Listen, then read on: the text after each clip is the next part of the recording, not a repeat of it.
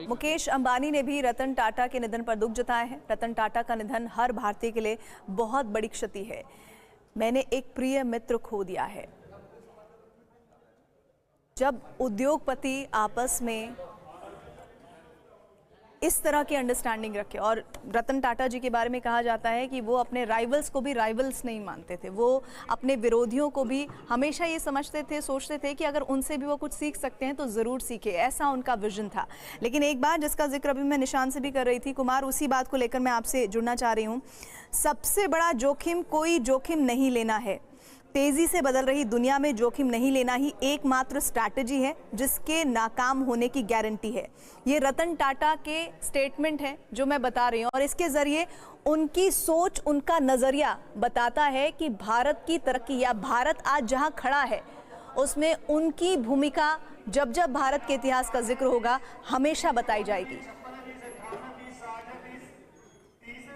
कुमार, जब पार्लियामेंट का जब नई पार्लियामेंट बिल्डिंग का इनॉग्रेशन हो रहा था और उसमें रतन टाटा आए हुए थे, जो नया पार्लियामेंट बिल्डिंग बना है प्रीति, मैं उसके बारे में बताऊं कि उस बिल्डिंग को बनाने का श्रेय जो है रतन टाटा को जाता है, क्योंकि एलएनटी कंपनी के साथ जो है उन्होंने बनाया था। और जब हम पत्रकार वहां पे पहुंचे और हमने उनसे बात करने की कोशिश की, तो उन्होंने कहा कि मैंने बहुत काम किए हैं, लेकिन ये काम मेरे प्रेस्टीज की बात है, देश के गौरव की बात है, देश की संसद का निर्माण करना, जो कि अपनी संसद हो। अभी तक जो संसद था वो किसी और ने बनाया था। तो एक ऐसा शख्सियत जो देश के हर घर में मौजूद हो।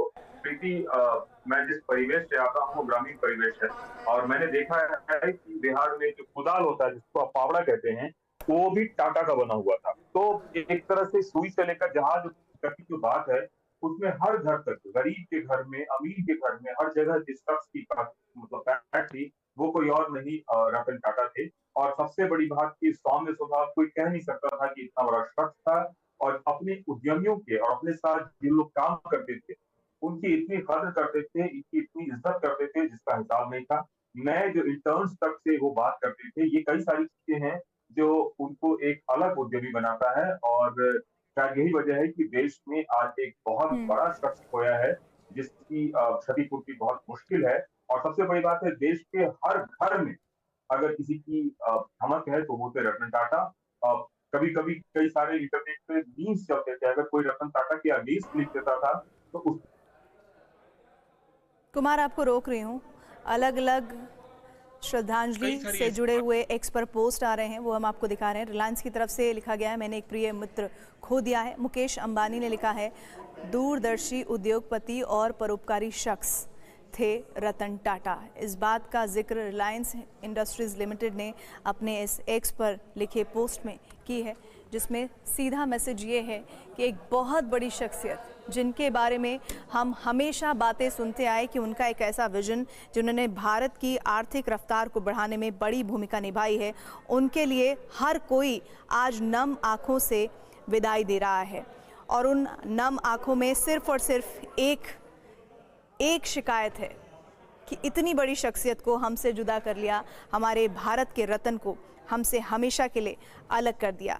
इस बात को लेकर रिलायंस इंडस्ट्रीज़ की तरफ से ये इस वक्त मैं आपको पोस्ट दिखा रही हूँ।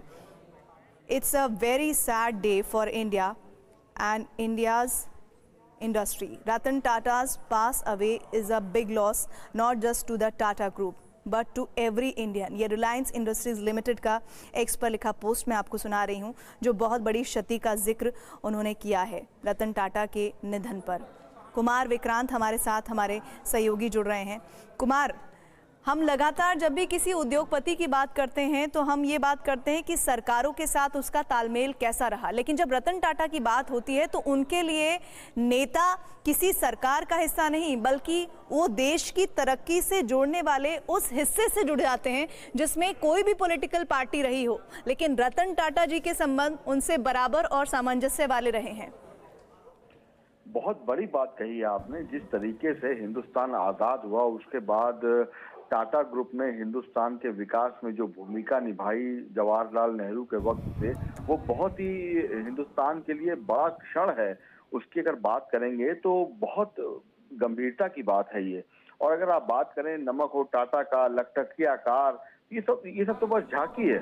और एक बड़ी बात आपको बताऊं कि जब नेहरू जी प्रधानमंत्री बने और उसके बाद हिंदुस्तान में तमाम जो महिलाओं के लिए जो क्रीम पाउडर ऐसी चीजें आती थी उस पर टैक्स लगता था, क्योंकि वो विदेश से आती थी, हिंदुस्तान में बनती नहीं थी। तो तमाम महिलाओं ने नेहरू जी से कहा कि भाई महिलाओं को क्या सजने संवरने का हक नहीं है। तो उस पर नेहरू जी ने रतन टाटा ग्रुप से कहा कि आप कुछ करिए।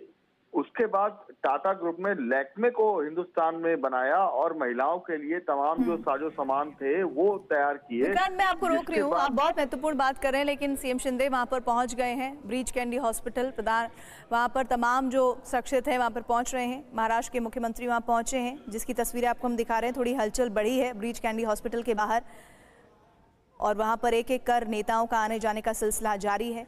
इस बीच मुख्यमंत्री एकनाथ शिंदे वहां पहुंचे हैं। ब्रीच कैंडी अस्पताल सीएम शिंदे पहुंचे हैं। देखिए वहां पर बैरिकेड किया गया है, क्योंकि बहुत सारे लोग आज रात भर, चाहे हम बात करें राजनीतिक जगत से, सिनेमा जगत से, उद्योग जगत से, सामाजिक जगत से, वो सब यहाँ पर पहुँचेंगे और रतन टाटा को भावभीनी श्रद्धांजलि देंगे।